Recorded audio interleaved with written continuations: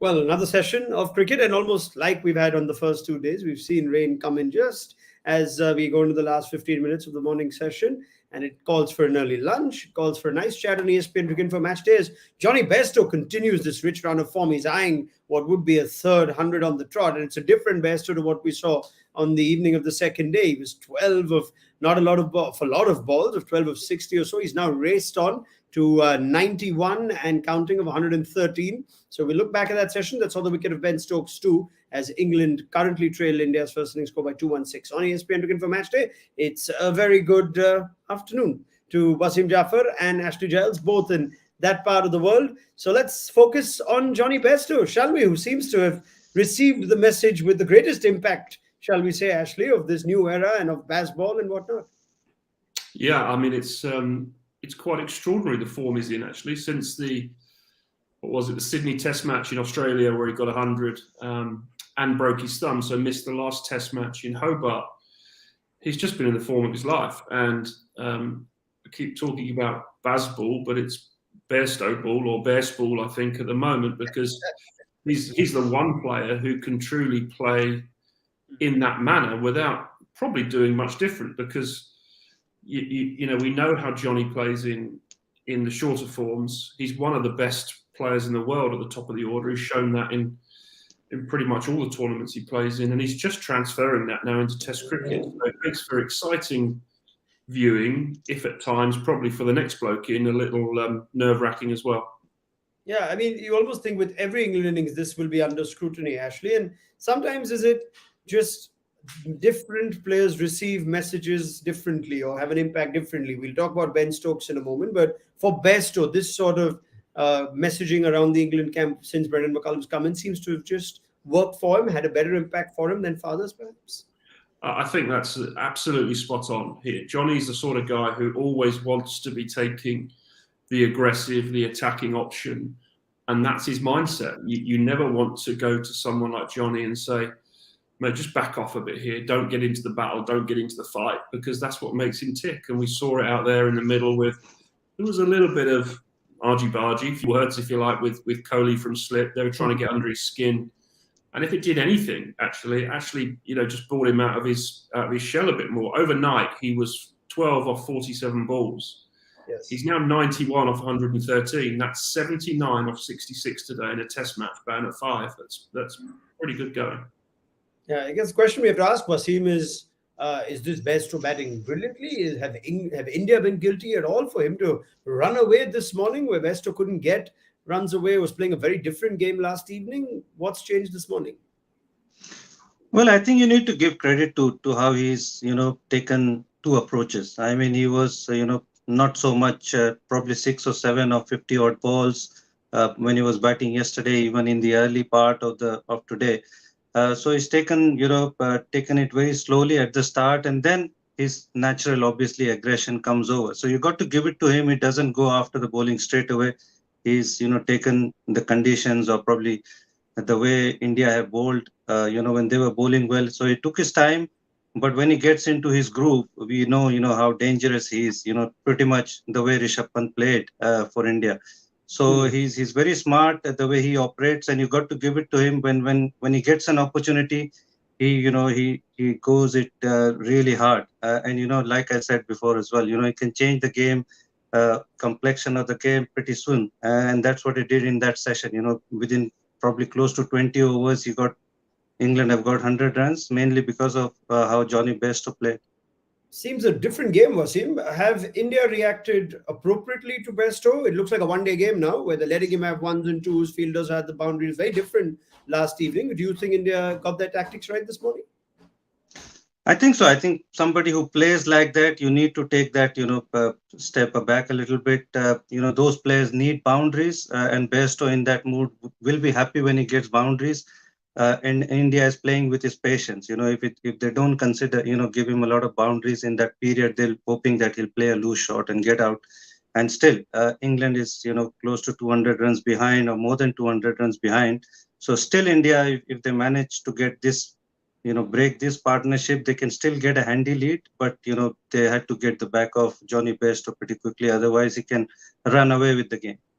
Actually, same question. Have India got the balance right between attacking and then spreading the field out?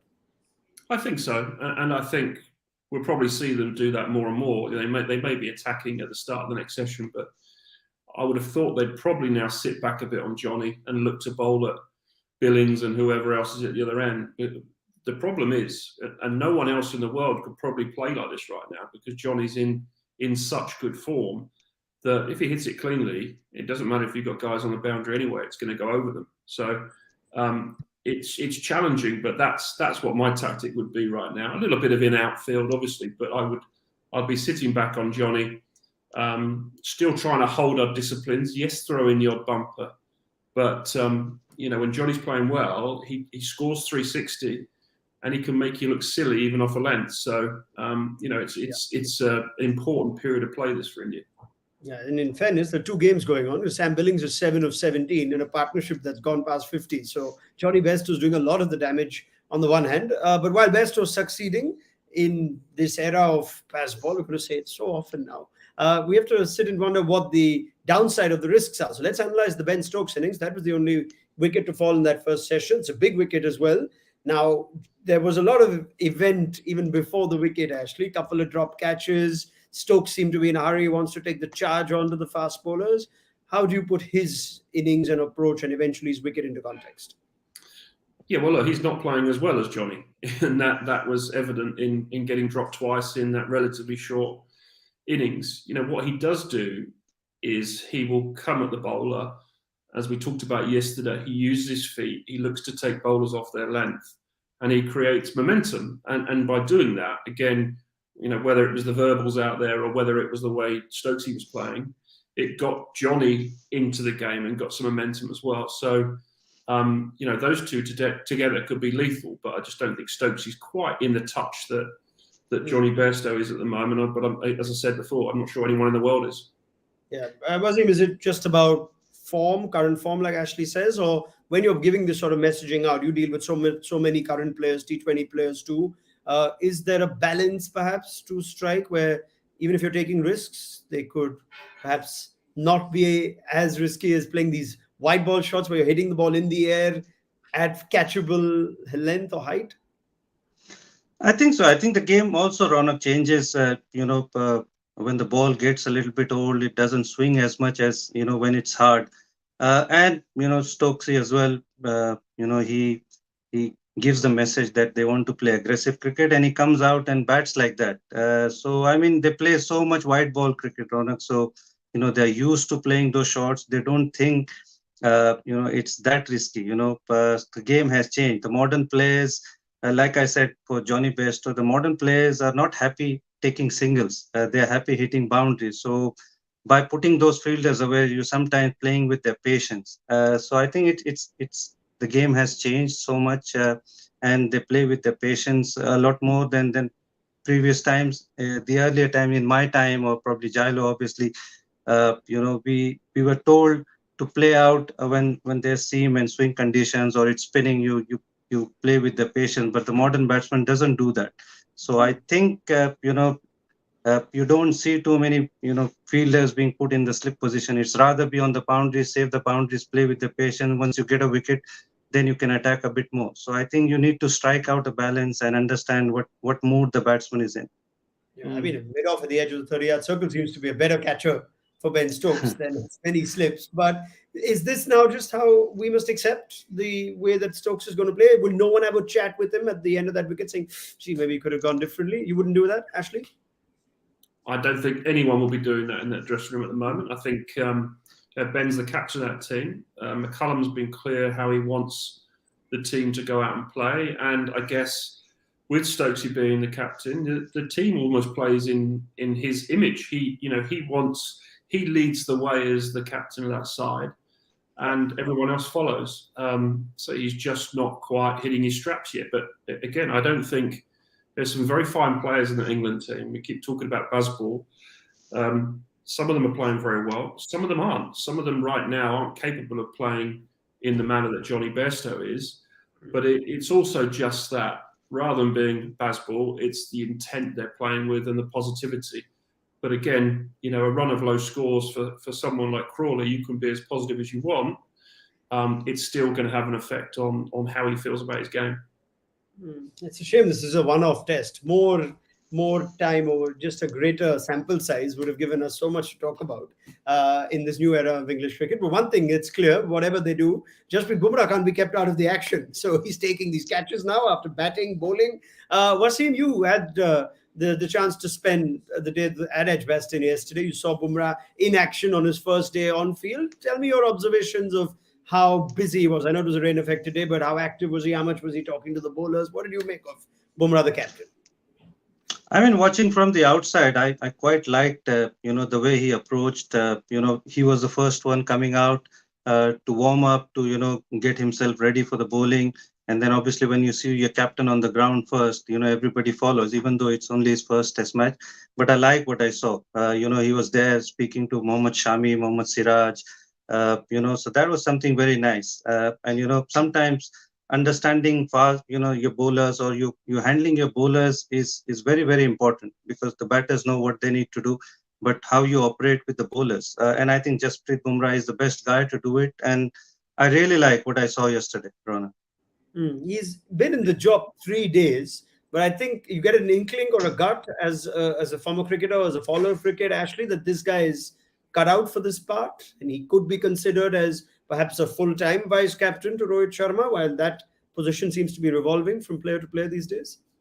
Yeah, absolutely. I think there's clearly a lot of respect there for him as a cricketer, but clearly also for how he thinks about the game. He must be a deep thinker. And the interesting thing, as Wasim sort of touched on, is that we rarely see bowlers be captains in the modern game. But the one thing they do is know how bowlers feel. There's quite a lot of criticism sometimes when things aren't going well, that a batting captain doesn't understand his bowlers well enough and what they have to go through. Well, Bumrah knows exactly what it takes, and he'll lead that from the front. He'll run in all day and bowl his heart out. So that's a good thing to have on your side. Yeah, I'm going to revisit this chat with both of you at the end of the test to see where, assessment of Bumrah, and to see where India can work with this leadership position that he's got now, whether he could be even ahead of KL Rahul as vice captain for Test cricket. So we'll see. We'll come to that at the end of the test. Is this likely to be the course for the next session, Ashley? Looking at conditions, will it be this? Is this the best time to bat right now? Do you see India changing things up at all?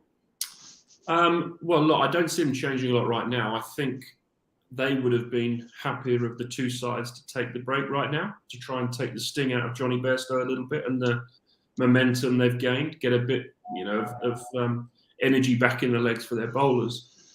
If Johnny goes on, we're going to see Jadeja come in at some point quite soon, just to try something different. But to say that my plan would be sit back, try and still hold your disciplines. Don't get sucked into trying to do too much with the ball, but rather play with your fields and be defensive that way with Johnny. And at the moment, try and bowl at the other bloke. Do you see Jadeja having an impact, Wasim, in this game at all?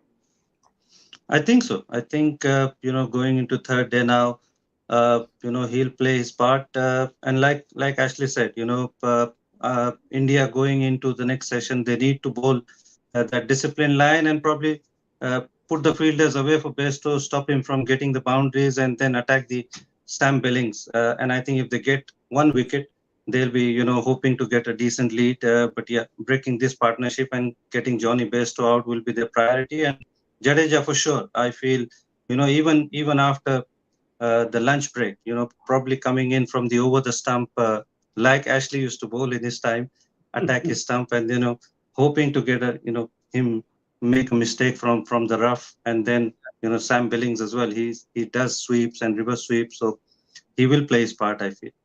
Maybe we should just call it that, instead of saying defensive bowling, negative bowling. Let's say like how Ashley used to bowl. As ball, there's Ash ball, or maybe something like that. Any takers, Mr. Giles? I was hoping everyone had forgotten about that. I thought people in India were just about forgiving me for how I bowled to Sachin. Had you done it against any other opposition and any other batter, and we may have forgotten it. And the fact that it worked, let's not forget that. It wasn't just a plan, it was a successful plan. That's right. So yeah, Sachin graced you with the presence of not being stumped ever again. So, it just adds to the exclusivity of that feat. Anyway, a quick question before we wrap up though on India's third and fourth seamers. Siraj and Shardul between them, 12.5 overs.